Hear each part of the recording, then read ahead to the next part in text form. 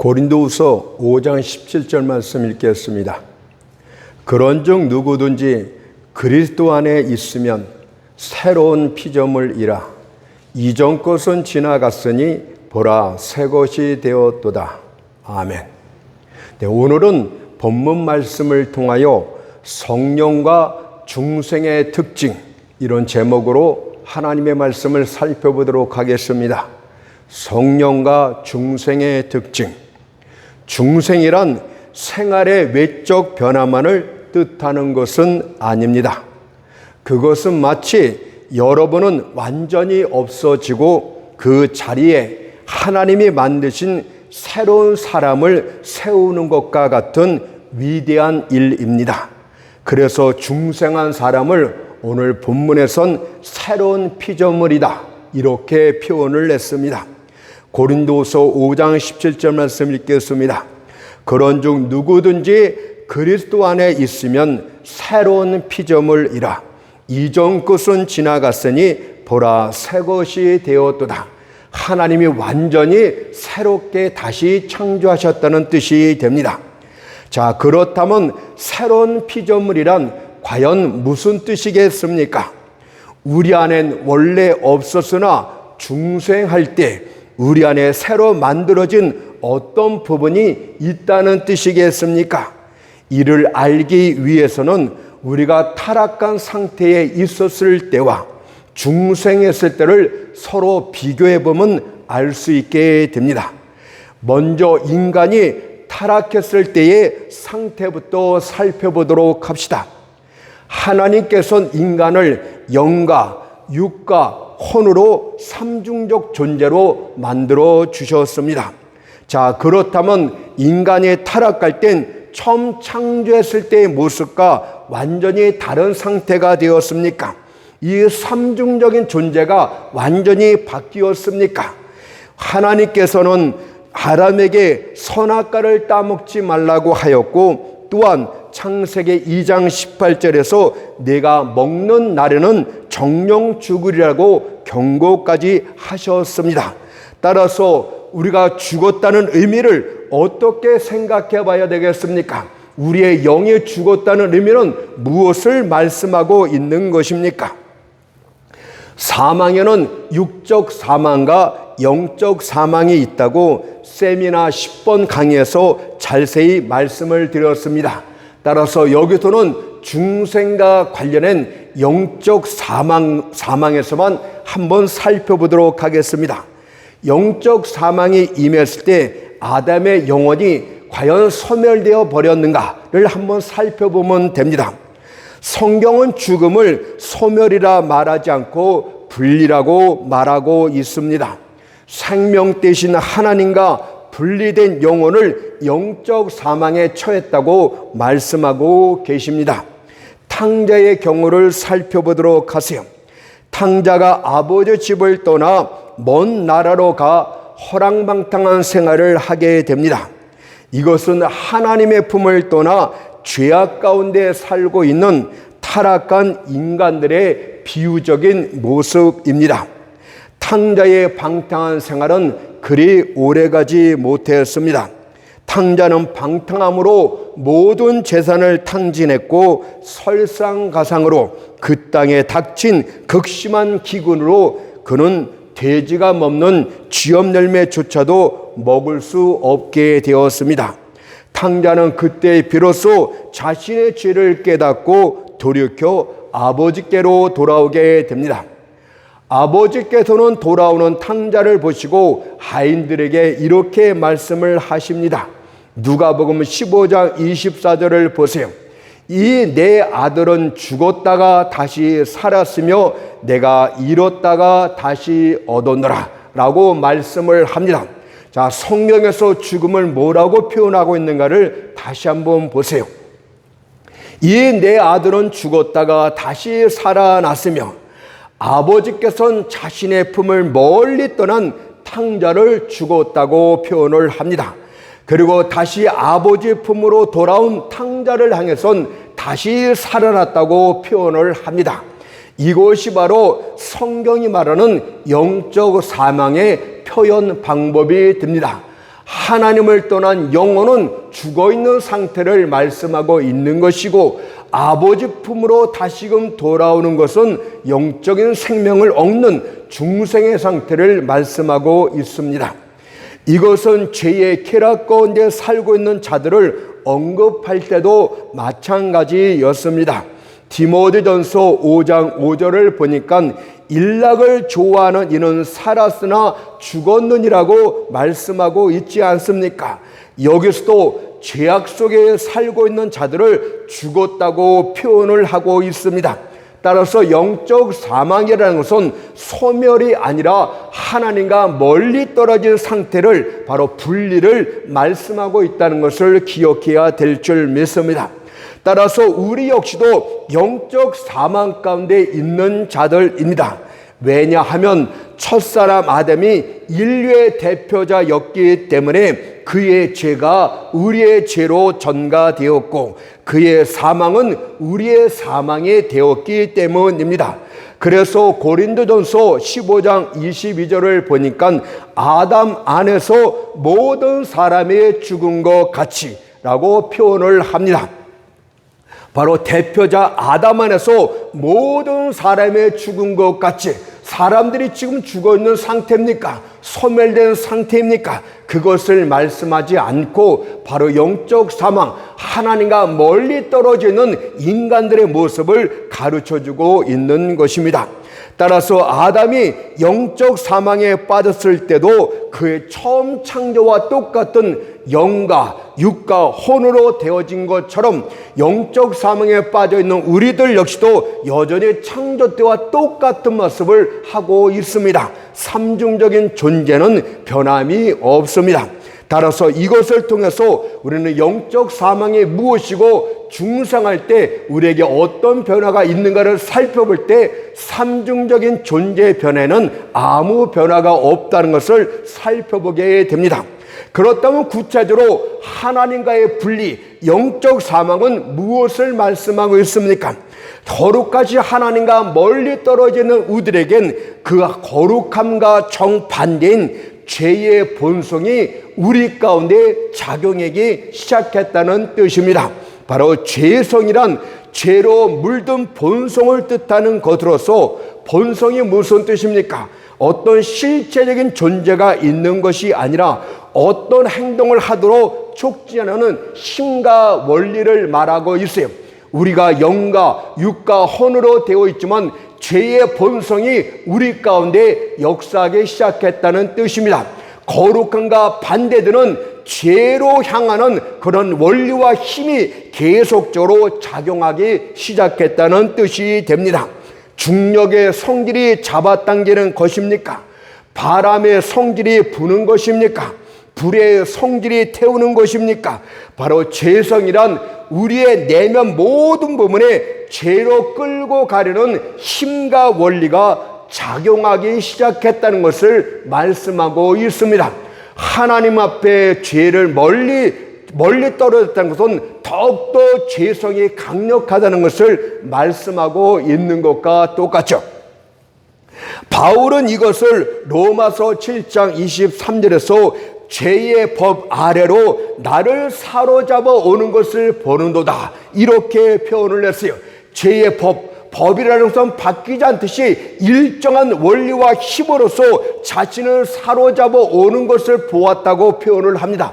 자신을 끌고 가려는 죄의 능력과 힘을 느꼈다는 것을 보았다고 표현하고 있는 것입니다. 그렇다면 반대로 거듭남, 즉 중생이란 그것에 반대가 되는 현상을 뜻하고 있는 것입니다. 우리가 거듭났을 때 우리 안에 죄의 본성이 작용하는 것이 아니라 새로운 어떤 부분이 첨가되는 것이 아니라 바로 죄의 본성과 반대되는 다른 성질이, 다른 본성이 우리에게 생겨났다는 것을 말씀하고 있는데, 그것이 바로 거룩함으로 추구하는 힘과 원리를 가르쳐주고 있는 것입니다. 그래서 세상 사람들에겐 육적인 원리만 작용하고 있고, 바로 죄로 끌고 가는 육적인 원리만 작용하고 있고, 거듭난 사람에겐 영적인 원리가 작용하고 있어요. 그러나 거듭났다고 해서 육적인 원리가 없어진 것은 아닙니다. 물론 궁극적으로는 육적인 원리, 옛적 본성은 완전히 없어지게 되겠지만 이 썩어질 육신을 갖고 있는 동안에는 그렇지 않다는 것을 기억하도록 하세요. 이것을 요한복음 3장 6절에선 이렇게 표현을 합니다. 육으로 난 것은 육이요 성령으로 난 것은 영이니 라고 표현을 했습니다. 이 말씀을 오해해서는 안 돼요. 여기서 육으로 났다는 것은 자연적인 출생을 하는 사람들, 바로 세상 사람들을 일컫는 말입니다. 그들은 육으로만 태어났습니다. 우리는 두 번 태어난 자 아닙니까? 육으로 태어나고 다시 새로운 피조물, 성령으로 다시 태어난 사람이 진짜 크리스찬들 아닙니까? 근데 육으로 태어난 세상 사람들은 육이요 라고 표현하고 있어요. 여기서 육이란 의미는 몸뚱아리를 뜻하고 있는 것이 아니고 육적인 원리, 바로 죄의 본성에 작용하고 있는 것을 가르쳐주고 있는 것입니다. 그러면 반대로 성령으로 하는 것은 영이니, 이것은 무엇을 말씀하고 있습니까? 성령으로 거듭난 진짜 그리스도인들을 말씀하고 있고, 그 뒤에 말씀이 영인이라는 말씀 자체는 영과 육과 혼의 그 영을 말하는 것이 아니고 영적인 원리를 말하고 있는 것입니다. 우리가 성령으로 거듭날 때 영이 생겨났다는 것을 말씀하고 있는 것이 아니라 영적인 원리, 거룩함으로 추구하는 원리와 힘이 생겨났다고 말씀하고 있는 것입니다. 만약에 이것을 성령으로 난 것은 영이니 어떤 실제적인 존재, 영과 육과 혼의 그 영이라고 표현할 것 같으면 거듭나지 못한 사람은 짐승이 되었습니까? 영이 없는 짐승이 됐다는 뜻이 아니겠습니까? 그 뜻이 아니고 육적인 원리와 영적인 원리를 여기서 가르쳐주고 있는 것입니다. 따라서 거듭난 사람들은, 성령으로 거듭난 사람들은 성경에 뭐라고 말합니까? 모두가 영적인 사람입니다. 물론 정도 차이는 있을지 모르겠지만 진짜 그리스도인들은 모두가 영적인 사람입니다. 그들은 영적인 원리를 이해할 수 있고 영적으로 느낄 수도 있고 영적인 말씀을 깨달을 수도 있게 되는 것입니다. 하지만 세상 사람들은 다 육적인 사람이라고 말하고 있습니다. 그들은 성경 말씀을 영적으로 해석해서 이야기할 것 같다면 전혀 이해하지를 못해요. 니고데모가 똑같지 않습니까? 니고데모에게 주님이 그 거듭나야 되겠다고 말씀하실 때 그는 거듭나지 못한 육적인 상태에서 거듭남을 뭐라고 표현을 합니까? 그러면 모태에 들어가서 두 번 태어나야 되겠습니까? 그는 항상 육적인 상태에서만 생각하고 있지 영적인 의미를 전혀 깨닫지 못하는 영적 사망자의 모습을 그대로 표현하고 있습니다. 어떤 이들은 혼적인 사람, 이런 말들을 쓰기 시작하는데 이것은 호기심을 유발하는 용어 이해는 아무것도 아닙니다. 그냥 성경이 말하는 대로 육적인 사람이다 이렇게 표현하면 좋은 것이지, 혼적인 사람이다, 영적인 사람이다 이렇게 호기심을 자극하는 이상한 말을 하지 말고, 이런 말을 사용하기 시작하면 여러분들은 또 다른 이상하게 해석을 해야 되니까 성경을 벗어나지 말고 혼적인 사람이라고 성경은 말한 적이 없기 때문에 그냥 육적인 사람, 영적인 사람, 이 두 가지로만 생각하면 성경을 바로 이해할 수 있게 되는 줄로 믿습니다. 자, 그렇다면 이제부터는 중생의 특징하고 중생한 사람의 특징 두 가지를 한번 살펴보도록 하겠습니다. 첫 번째는 중생 자체가 갖고 있는 특징에 대해서 말씀을 드리고, 우리가 중생을 했는지 안 했는지를 모르지 않습니까? 그래서 중생한 자의 특징에는 어떤 것들이 나오는가를 살펴보기 위해서 첫 번째는 중생의 특징에 대해서, 두 번째는 중생한 사람의 특징에 대해서 한번 살펴보도록 하겠습니다. 첫 번째, 중생의 특징부터 말씀을 드리겠습니다. 중생과 관련해서 고린도서 4장 6절에서 이렇게 말씀을 합니다. 어두운 데서 빛이 비추리라 하시던 그 하나님께서 예수 그리스도의 얼굴에 있는 하나님의 영광을 아는 빛을 우리 마음에 비추셨느니라. 이것이 중생의 특징이라고 표현을 합니다. 어두운 데서 빛이 비추라. 이것은 옛 창조하실 때 주님이 하나님이 말씀하시던 첫째 날의 역사를 뜻하고 있는데, 이것을 그대로 가져와서 중생의 특징이 그렇다고 말씀하고 있어요. 예수 그리스도 얼굴에 있는 하나님의 영광을 아는 빛, 이 빛을 비추게 되면 하나님을 진짜 알게 된대요. 여러분들, 지식적으로 아는 것이 아니라 우리가 어떤 연예인을 알 때 매스컴을 통해서 그냥 지식적으로 아는 것을 말하는 것이 아니라, 여기엔 실질적으로 어떤 교제와 체험을 통해서 아는 것을 말씀하고 있고, 이 빛이 바로 생명의 빛을 여러분들 마음 가운데 비친 것 자체를 중생이라고 표현을 했습니다.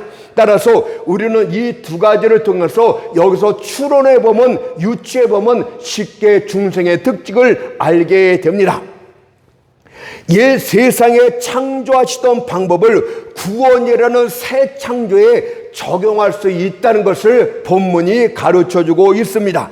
따라서 옛 창조는 구원이란 새 창조의 모형이 되는 것입니다. 그래서 하나님의 6일 동안의 천지 창조를 가만히 살펴보게 되면 거기에서 영적인 의미를 새 창조라고 말씀하신 구원의 역사를 깨닫게 되는 거예요. 첫째 날에 빛이 빛이라고 말씀하시고 그대로 빛이 존재했던 것은 거듭남의 첫 번째 역사고, 그 다음부터 하늘과 땅과 바다의 모든 것을 채우는 것은 성화의 역사로서 영적인 것과 거룩한 것들을 우리 마음 가운데 계속적으로 채워나가는 그 성화의 과정이고, 마지막 때 하나님의 형상을 닮은 아담이 나왔던 것처럼 마지막 아담 예수를 닮는 모습, 영화로운 모습까지 가는 과정을 거기서 우리에게 영적으로 암시해주고 있는 것 아니겠습니까?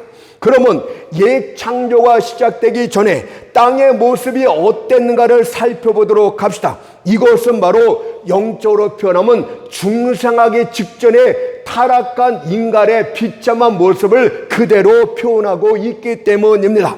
창세기 1장 2절을 보니까 땅이 혼돈하고 공허하며 흑암이 깊음 위에 있고 라고 말씀하고 있습니다. 영적 사망 가운데 있는 인간의 비참한 모습이 되는 게 흑암, 어둠과 죄악이 깊은 가운데 있고 땅이 혼돈하고 공허하지, 여러분들 감정과 그 이지적인 힘이 싸우고 양심과 의지가 싸우고 여러분들 마음 자체는 그냥 투쟁의 장소 아닙니까? 감정과 지성이 막 다투고 누가 이길 것인가, 양심이 이길 것인가, 우리가 뒤쪽으로 나가서 이것을 판단해서 이 죄를 해야 될 것인가 말할 것인가, 온통 인간의 마음은 투쟁의 장소가 아니겠습니까? 땅이 혼돈하고 공허해요. 질서가 없다는 것을 가르쳐주고 있는 것입니다.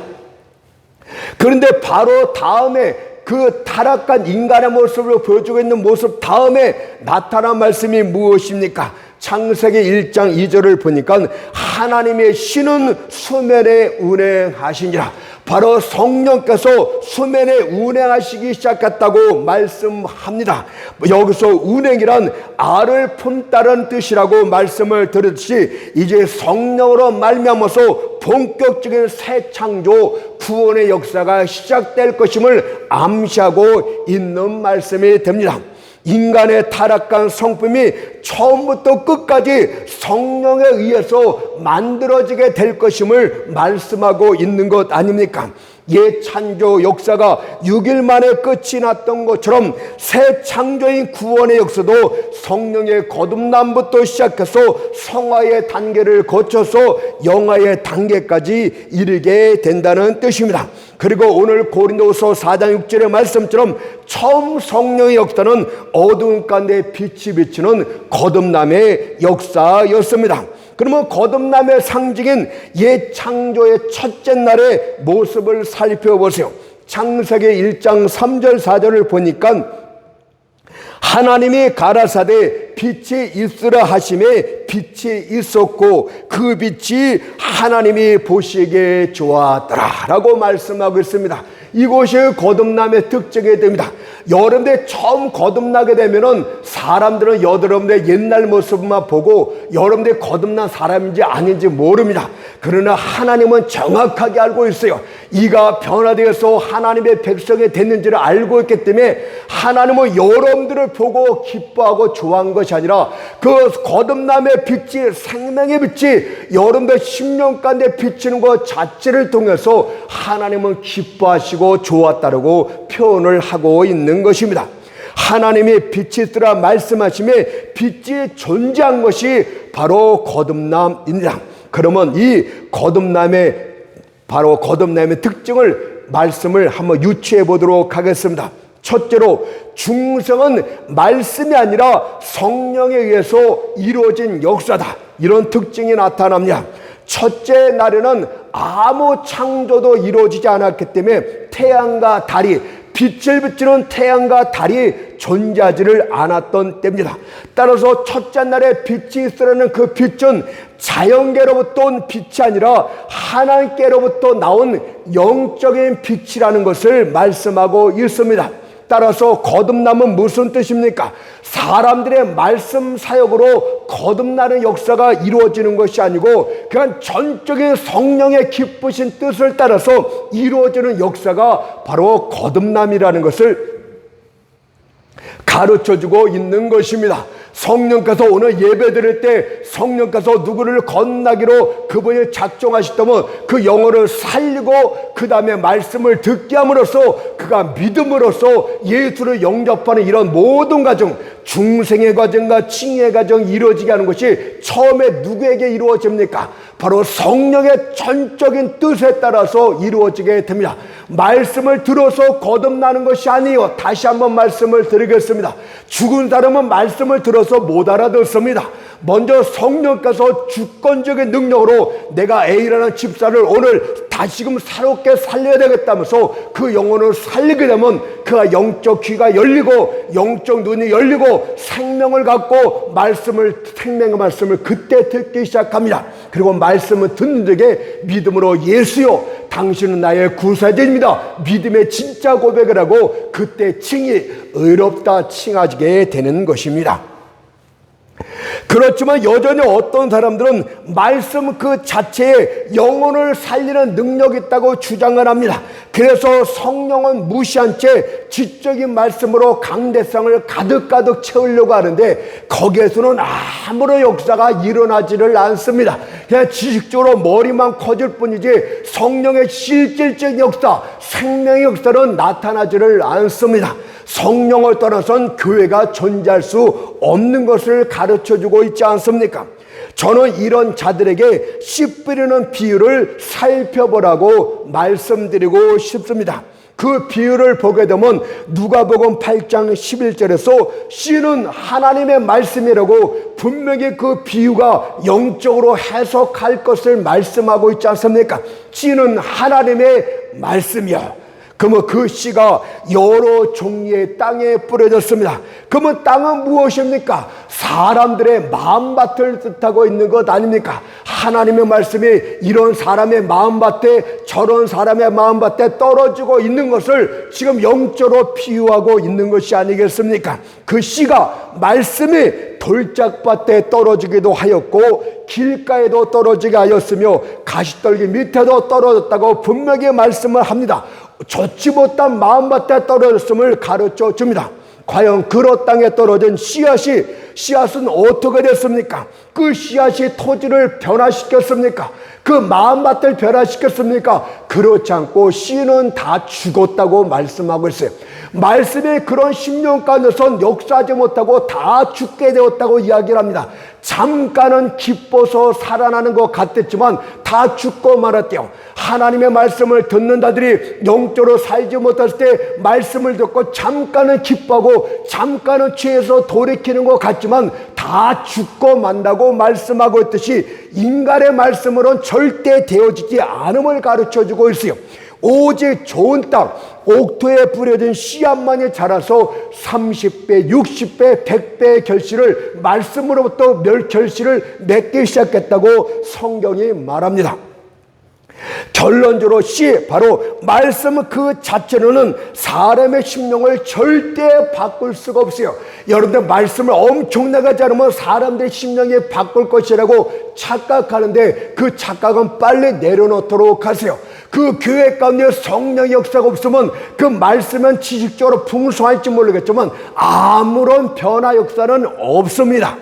오로지 성령의 전적인 역사가 나쁜 땅을 좋은 땅으로 옥토로 바꾸고 그 다음에 말씀의 씨앗이 뿌려질 때 효력이 나타나게 됩니다. 그래서 성령께서 주권적인 거듭남의 역사를 하지만 성령이 역사할 때는 무슨 수단을 갖고 합니까? 그때 말씀을 갖고 역사하신다고 가르쳐 줍니다. 야고보서 1장 18절을 보세요. 자기의 뜻을 쫓아 진리의 말씀으로 우리를 낳으셨니라. 우리를 낳았다는 것은 거듭났다는 뜻이고, 자기의 뜻을 쫓아는 성령의 주권적인 뜻으로 그렇다고 말씀하는 것이고, 그 다음에 그 성령만 역사하는 것이 아니고 또 말씀을 갖고서 우리를 낳으셨다고 말씀하고 있듯이 이 논리적인 순서를 잘 기억해야 됩니다. 그래서 어떤 신학자는 성령께서 우리 영혼을 살린 것 자체는 그것만 따로 이야기를 하자, 그것을 신생이다, 성령의 살리심의 역사이다, 그것을 거듭난 것 좀 나누도록 하자, 그렇게 하면 점점 복잡해져요. 여러분, 중생의 범위를 어떻게 하느냐에 따라서 여러 가지 의미로 표현할 수 있겠지만 우리는 성경이 말하는 쉬운 논리로서 우리가 해석해 가면은 옳을 줄로 믿습니다. 자, 그러면 우리는 어떻게 이 진리를 알게 되었습니까? 사람들은 믿으면 거듭나게 된다고 이야기를 합니다. 그것은 잘못된 말이에요. 성령은 살아난 영혼이 성령께서 그 영혼을 살려야만 그때 말씀을 듣게 되고 말씀을 들음으로 믿음이 나타난다고 로마서 9장이 말씀하고 있듯이 바로 무엇입니까? 바로 믿음은 들음을 통해서 라고 말씀하고 있듯이 영혼이 먼저 살아난 다음에 그 다음에 믿음의 표현이 나오기 시작을 합니다. 영혼이 살아나야만 그때 말씀을 주의 종의 말씀을 들으면서 믿음을 갖게 되는 게, 그 말씀의 뜻이 이해가 됩니다. 예수가 누구인지를 마음속 깊이 이해가 되기 시작을 하는 게 성령의 주권적인 역사로서 영혼이 먼저 살아나고 살아난 영혼이 말씀을 듣고 계속 믿음을 갖게 되고 예수를 구세주로 영접함으로써 믿음으로 의롭다함을 받는다. 바로 칭의가, 성경에서 말하는 칭의가 나타나게 되는 것입니다. 따라서 그렇다면 거듭남의 역사가 있으려면 사역자가 어떤 상태에 있어야 되는 것입니까? 성령에 충만한 상태, 성령에게 완전히 붙들림 받은 상태, 그리고 말씀에 충만한 상태, 이 두 가지를 겸비하고 있어야만 비로소 교회의 사역자로서 반듯하게 세워질 수가 있는 것입니다.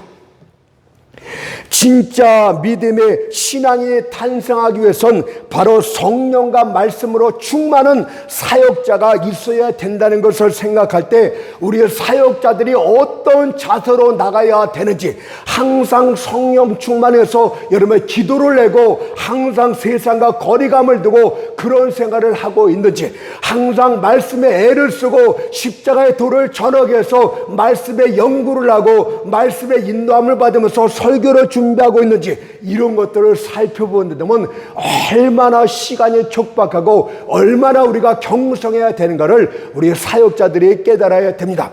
루디아란 여인의 경우를 한번 살펴보도록 합시다.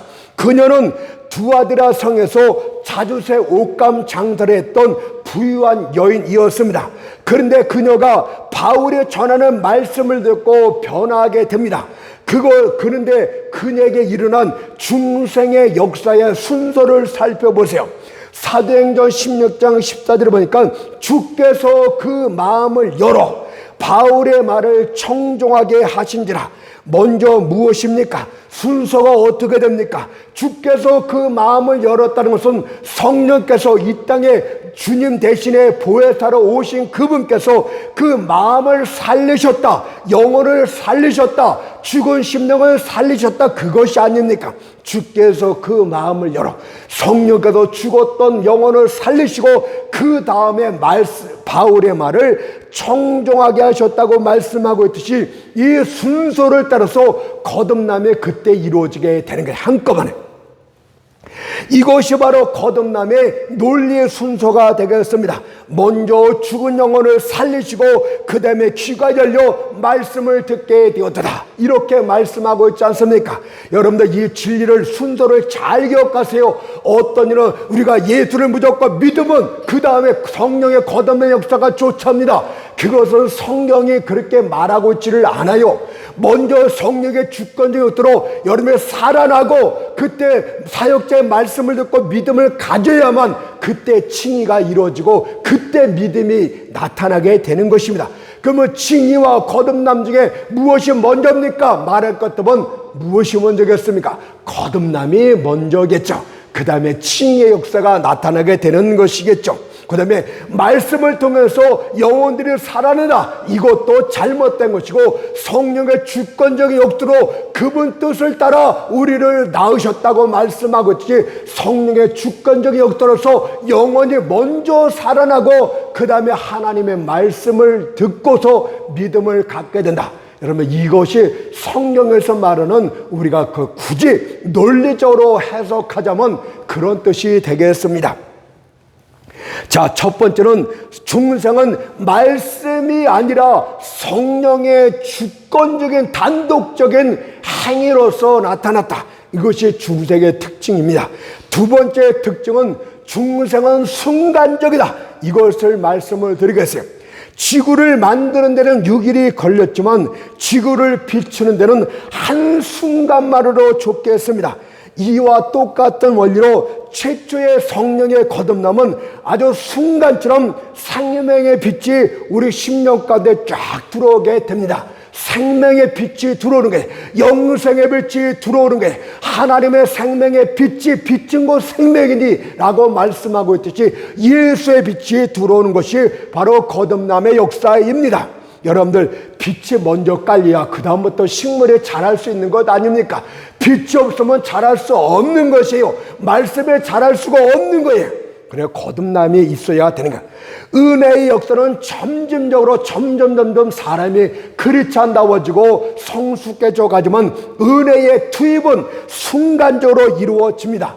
다른 말로 할 것 같으면 성화 거룩함으로 나가는 과정은 시간의 관계를 따라서, 시간의 흐름에 따라서 점진적으로 이루어지지만 거듭남은 한순간에 빛이 쫙 비춰지는 것처럼 순간적으로 이루어집니다. 여러분, 거듭남은 어떤 순간인지 모르겠는데 한순간에 갑자기 이루어져요. 갑자기 성령이 나를 살리시면 말씀이 들려지기 시작합니다. 예수가 다르게 보이기 시작합니다. 양심이 발동하기 시작합니다. 눈물 콧물 쏟으면서 과거의 죄악들이 얼마나 잘못되었는지를 깨닫기 시작해요. 예수가 얼마나 귀한지를 깨닫기 시작해요. 순간적으로 나타내. 그 순간은 너무나 순간적이기 때문에 여러분들 본인 자신도 알지 못해. 그래서 당신은 언제 거듭났으니까 우리는 정확하게 잘 몰라요. 아마 이때쯤이었던 것 같아요 라고 말하지, 정확하게 그 시간에 말하는 사람은 아마 없을 것입니다. 뿐만 아니라 빛이 빨리 순간적으로 왔다고 해서 떠나는 것은 아닙니다. 처음에 이 땅에 첫날에 빛이 비쳤고 빛이 비춰진 이래로 지구를 떠난 적이 없는 것처럼 일단 거듭나게 되면 거듭남은 변경되거나 취소되는 일이 없어요. 구원은 한 번에 되는 것이고 한 번 구원받으면 영원히 이루어지는 것입니다. 어떤 이들은 구원을 매 주일마다 받으려고 하는 것처럼 생각하는 이가 있고, 사역자들 중에도 죄를 범했으면 다시금 예수에게 구세주를 다시 한번 믿음으로 영접해서 새롭게 구원을 해야 된다 이렇게 말하는데 전부 솔직히 말해서 다 엉터리입니다. 구원은요 한 번으로 되어지는 게, 딱 한 번으로 되어지는 것입니다. 여러분들, 범죄함으로 구원이 취소됐거나 변경될 일은 절대 없어요. 여러분, 내가 죄 가운데 빠지라는 이야기 아니고, 제가 그런 경험인데, 죄 가운데 아무리 깊이 빠져도요, 여러분들 마음 중심 깊은 데는 믿음이 성령께서 함께 하시고, 믿음이 예수로 나의 구세주라는 것이 죽었다 깨려도 변하지 않는 것을 여러분들 경험할 것입니다. 경험하지 마세요. 나만 경험했으면 됐으니까 여러분들 일부러 그렇게 경험할 이유는 전혀 없습니다. 구원을 한 번 받으면 구원은 영원한 구원이에요. 자, 그래서 그래서 로마서 9장 29절에서 뭐라고 말했습니까? 하나님의 은사와 부르심에는 후회하심이 없느니라. 여러분들 영생이 하나님의 은사라고 하나님의 선물이라고 말씀했고, 부르심이 무엇입니까? 성령이 여러분들 부르시는 거 아닙니까? 세상에서 허랑망땅한 생활하던 자들을 어떤 이는 시련을 통해서 교회로 끌고 오기도 하고, 어떤 이는 중환병에 걸려서 교회로 끌고 오기도 하고, 어떤 사람은 전도로 끌어오기도 합니다. 이것이 하나님의 부르심이고, 부르심 다음에 하나님의 말씀을 통해서 성령의 거듭남의 역사와 말씀을 통해서 그를 새롭게 만드는 그런 구원 과정이 쭉 있지 않습니까? 앞으로 자세히 말씀을 드릴게요. 하나님의 선택과 예정이 무엇인지, 부르심이 무엇인지, 효과적인 부르심이 무엇인지 자세히 말씀을 드릴 거니까 너무 걱정하지 마세요. 순서대로 알면 되겠습니다. 그래서 여러분, 하나님의 은사와 부르심엔 후회하심이 없다는 것은 하나님은 그런 것을 다 이미 알고 있었다는 뜻이기 때문에 후회가 없다는 뜻이에요. 내가 괜히 저를 구원시켰나 보다, 내가 저 죄인을 괜히 불렀나 보다, 하나님은 그런 일이 절대 없다고 말씀하고 있으니까 염려 붙들어 매시면 됩니다. 세 번째 특징은 무엇입니까? 중생은 은밀하게 일어나는 것입니다. 빛은 소리도 없이 조용하게 세상에 들어왔어요. 만일 사람들에 의해서 빛이 발했다면 아마 도시가 떠날 것 같은 그런 떠드는 불꽃 소리를 냈을지도 모릅니다. 그러나 하나님께서 지으신 태양의 빛은 소리 없이 밝아왔습니다. 여러분들 옛사람들이 말했던 신화에 나오는 태양의 이름맞자 이야기를 들어봤을 줄 믿습니다. 과연 누가 그 맞자의 밖의 소리를 들었단 말입니까? 태양이 동양의 진주처럼 땅 위를 비출 때 아무도 빛의 발자국 소리를 듣지를 못합니다. 새들은 아름다운 노래로 떠오르는 햇님께 문안 인사를 드릴지언정 햇님은 아무런 소리도 없이 가만히 떠오르게 됩니다. 이와 마찬가지로 원리로 중생도 속삭이는 숨결 소리도 없이 조용하게 아무도 모르게 여러분들 가운데 은밀하게 임하게 되는 것입니다. 그런데 어떤지는 중생할 때 특이한 체험이나 방언 체험이나 놀라운 꿈이나 어떤 현상들이 있었냐고 물어봐요. 이런 것들이 있어야만 중생한 것처럼 말해요. 그래서 구원받았습니까? 물어볼 때는 당신은 방언합니까?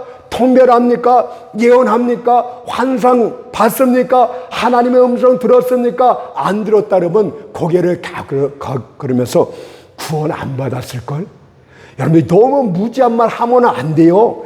거듭나면 은밀하게 아무도 모르게 들어온다고 말씀하고 있지 않습니까? 그러니 내가 거듭난 건 나는 예수를 내 구소주로 영접했는데 사람들이 내가 그 영적 체험이 없어서 내가 구원받지 못했다고 말하는데 정말 그런가? 그런 의심하지 마세요.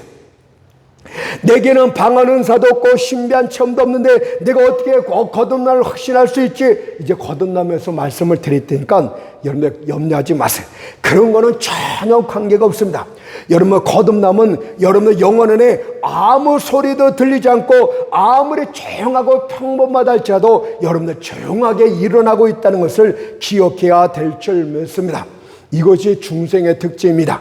자, 이번에는 중생한 자의 특징을 한번 살펴보도록 하겠습니다.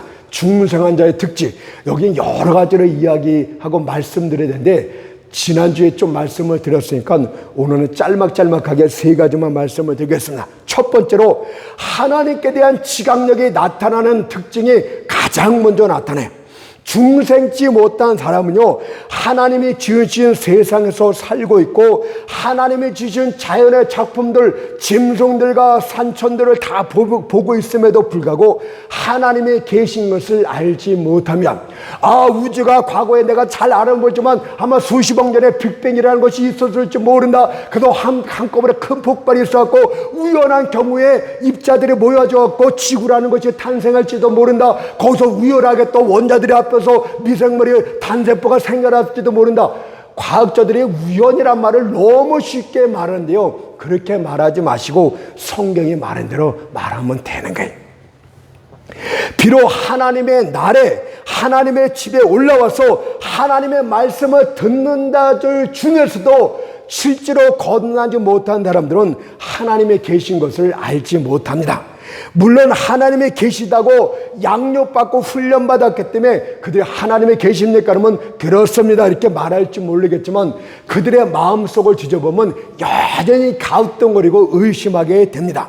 여러분들, 그러나 이 세상에서 가장 확실한 것은 하나님이 계시다는 사실 이겁니다.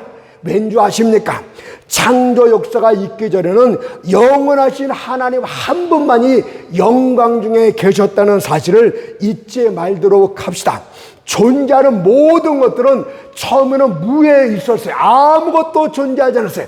그분의 말씀에서 존재하는 것들이 생겨나기 시작을 합니다. 천사들이 존재하기 시작했고, 인간들이 존재하기 시작했고, 하늘의 무별들과 태양과 달들이 존재하기 시작했고, 산과 바다와 강들이 하나님의 말씀에서 그분으로부터 존재하기 시작을 했던 것이, 다른 모든 종류의 피조물들이 하나님으로부터 나왔다는 것을 말씀하는 것입니다. 모든 존재하는 것들은 그 창조주의 의지에 따라서 존재하는 것입니다. 따라서 그분께서 어떤 존재가 더 이상 존재치 않다고 생각하면 그건 처음의 고향인 무로 아무것도 없는 곳으로 돌아가게 되는 것입니다. 따라서 존재하는 분은 하나님 한 분밖에는 없는 것이에요. 여러분들은 그냥 존재의 뿌리에서 그냥 의지하고 있는 그런 그림자에 불과합니다. 또 우리 주님께서 모세가 내가 하나님의 백성들에게 누가 당신의 하나님의 이름에 뭐라 그러면 뭐라고 대답하면 좋겠습니까? 주님이 뭐라고 말씀하십니까? 출애굽기 2장 14절에 보니까 나는 스스로 있는 자니라. 여러분, 이거는 피조물은 전혀 생각할 수 없는 말씀이라고 생각이 들어요. 나는 스스로 있는 자니라. 여러분, 이거 하나님만이 생각할 수 있는 문장이고 하나님만이 말씀할 수 있는 것이라고 생각이 됩니다. 나는 스스로 있는 자니라. 여러분 스스로 존재하지 못해요. 음식을 먹어야 존재하고 공기를 들이켜야 존재하고 옆에 사람에 의존해서 존재할 수 있는 것 아닙니까? 근데 여러분들 어째서 하나님 없다고 말하는 것입니까? 차라리 바닷속에 있는 물고기 보고 물이 없다고 말하는 것이 더 낫지 않겠습니까? 여러분들, 어떤 사람은 나는 50년 동안 살아왔지만 하나님의 존재를 알지 못했다. 정확하게 말하면 50년 동안 여러분들 영적 사망에 있었다, 거듭나지 못했다, 이렇게 말하는 것이 옳습니다. 여러분, 거듭나 보세요. 거듭나고 5분만 지나보면은 여러분들 가장 먼저 느껴지는 것이 무엇입니까? 아, 하나님이 살아 계시구나, 하나님이 존재하고 계시구나. 여기부터 시작하면서 산천초목을 보면서 뭐라고 말합니까? 야, 하나님의 지으신 모든 것들이 나를 이렇게 반기는 것 같아. 저 시냇물 소리도 나를 반기면서 노래하는 것 같아. 이런 감정이 막 밀려오기 시작해요. 이것이 하나님의 존재를 처음으로 비로소 느끼게 되는 것입니다. 그리고 그때 여러분들 두렵고 떨림으로 야곱처럼 이런 고백이 나와요. 창세기 28장 16절의 말씀처럼 여호와께서 과연 여기 계시거늘 내가 알지 못하였도다. 하나님은 여기도 계시고 저기도 계십니다. 여러분들이 거듭나는 그 장소에 하나님이 계셨다는 것을 깨닫게 되고 하나님은 온 우주에 충만하던 것을 깨닫게 됩니다. 이것이 거듭났을 때 첫 번째 표정입니다.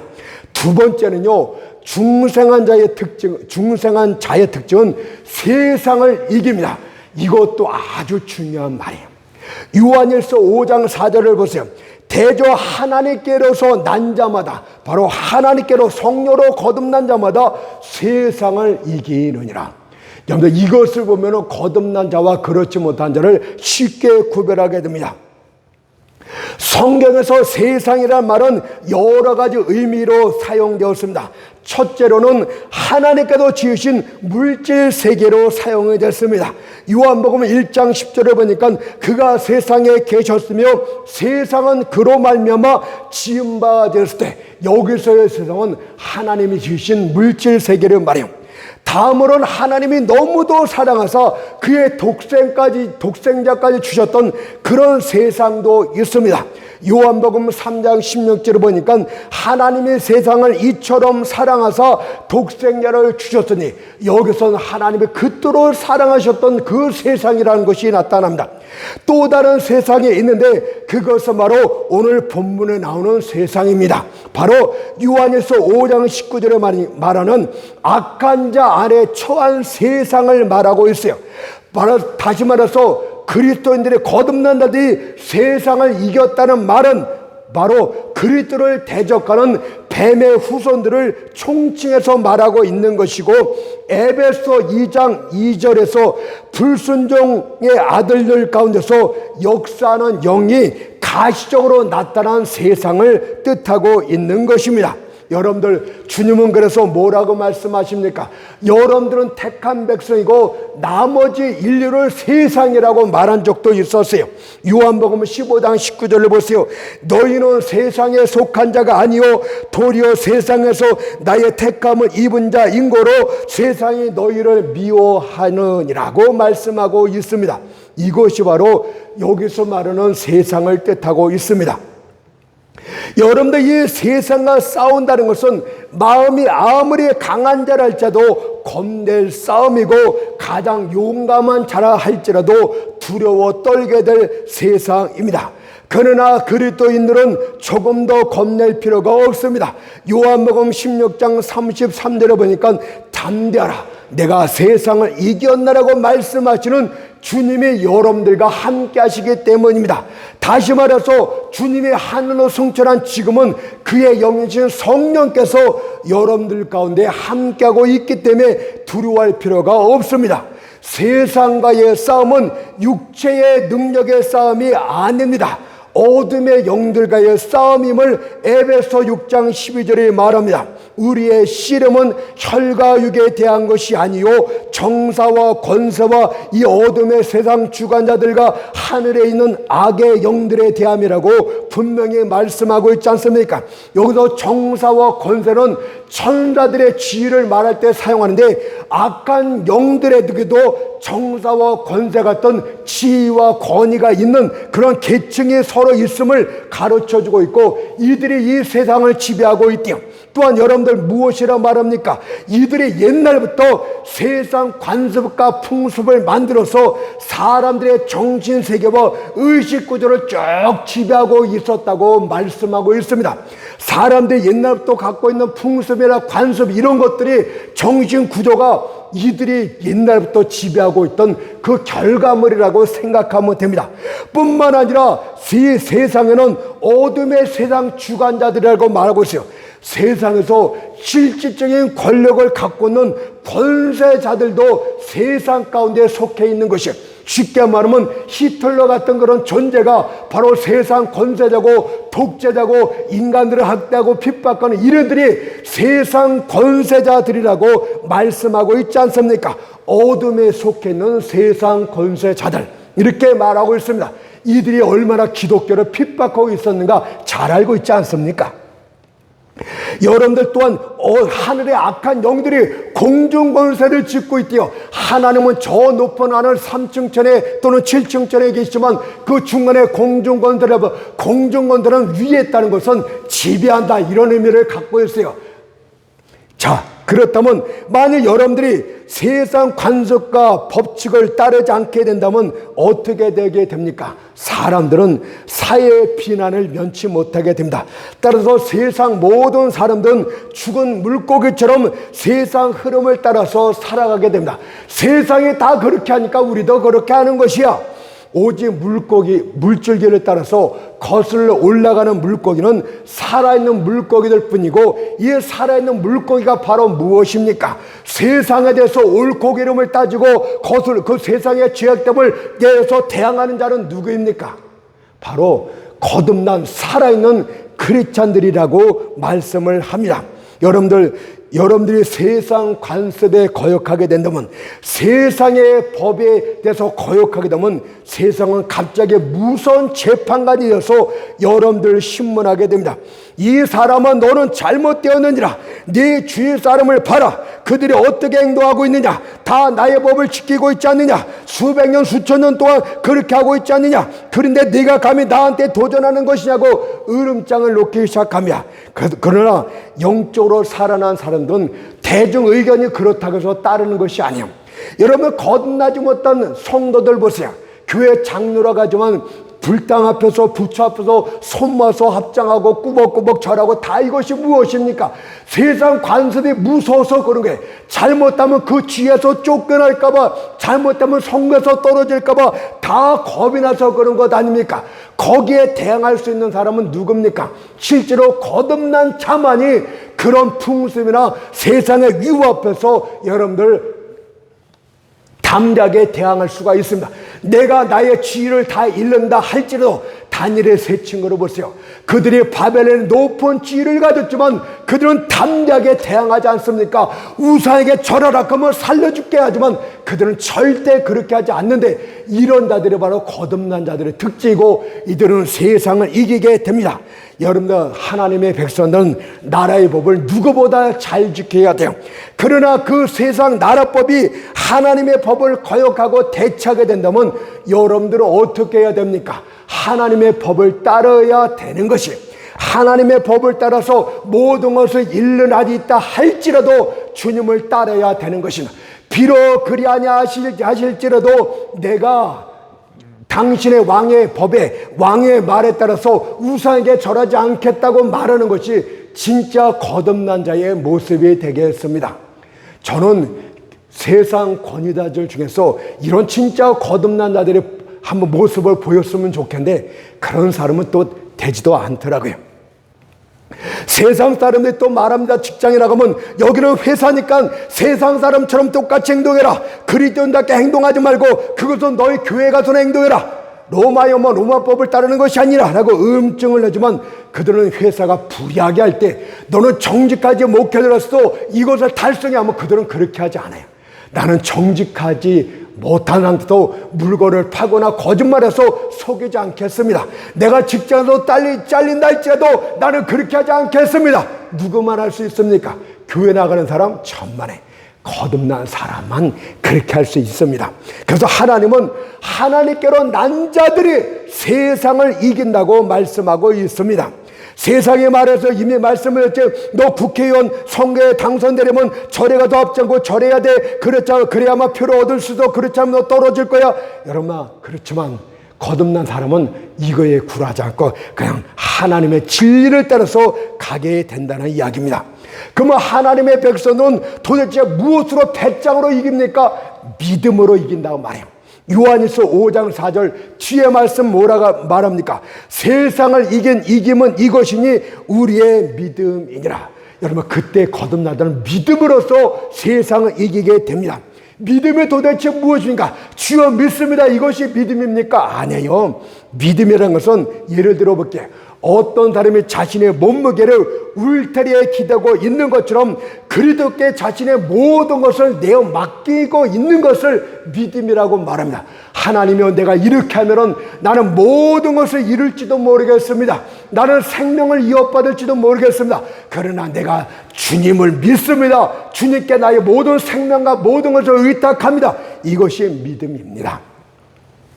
세상이 여러분에게 만일 내 말을 듣지 않으면 네 생명을 빼앗아 버리겠다고 위협합니다. 그때 믿음은 이렇게 말해요.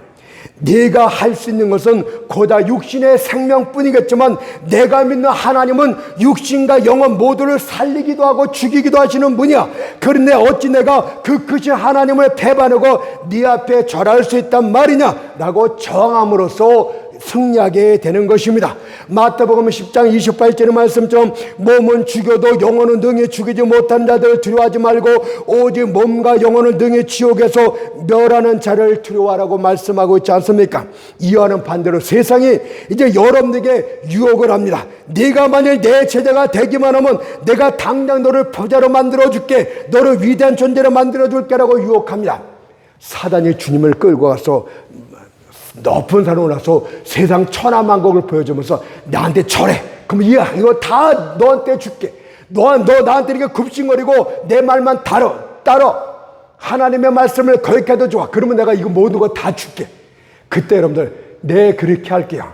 딸랑딸랑 하지 말고 진짜 거듭난 사람들께 행하시기 부탁드리겠습니다. 그때 믿으면 어떻게 합니까? 야, 모든 것이 내 뜻대로 되는 것이 아니니라. 참새 2마리가 한 낫돈에 팔리는 하찮은 일도 하나님의 허락이 없이는 되지 않느니라. 너는 인간의 생사복이 하나님께 있으면 알지 못하냐고 말함으로써 승리하게 됩니다. 그것을 사무엘상 2장 7절 8절에서 말합니다. 여호와는 가난하게도 하시고 부하게도 하시며 낮추기도 하시고 높이기도 하시는도다. 가난한 자를 진토에서 일으키시며 빈핍한 자를 거름떠면서 드사 귀족들과 함께 하시며 영광 위를 차지하게 하시는도다라고 말씀하고 있지 않습니까? 많이 남았는데 시간이 많이 가서 더 이상 못하겠어요.